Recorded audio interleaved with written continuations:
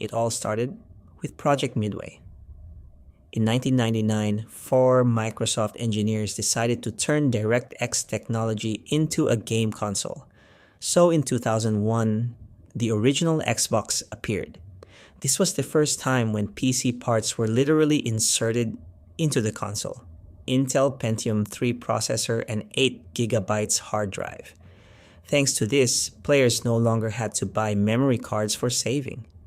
It was here that Xbox Live was born, which in 2002 introduced the standard of online games with a single nickname and voice chat.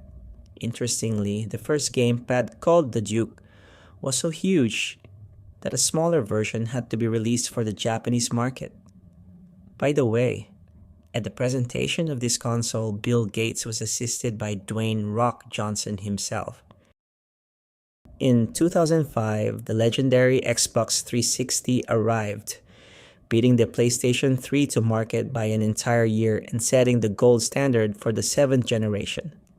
Microsoft equipped it with a powerful triple-core Xenon processor developed with IBM and an ATI graphics chip, allowing games to make the leap into the HD era. The console's real cheat code was the brilliantly designed Xbox Live service with its achievements system, which unified millions of players into a single ecosystem. The console delivered masterpieces like Gears of War, Mass Effect, and BioShock. A mind-blowing fact. The success of the 360 was marred by the infamous Red Ring of Death, a hardware failure caused by overheating that cost Microsoft over $1 billion in repairs. Despite this, the console remained popular for 10 years, until production finally ended in 2016. Xbox One 2013.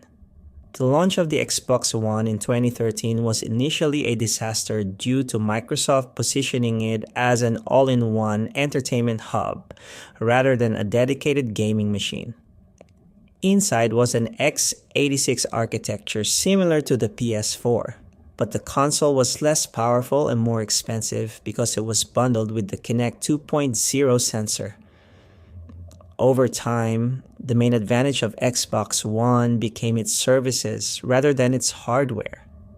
The introduction of Xbox Game Pass, often called the Netflix for games, and a robust backward compatibility program that allowed players to run games from the Xbox 360 and the original Xbox.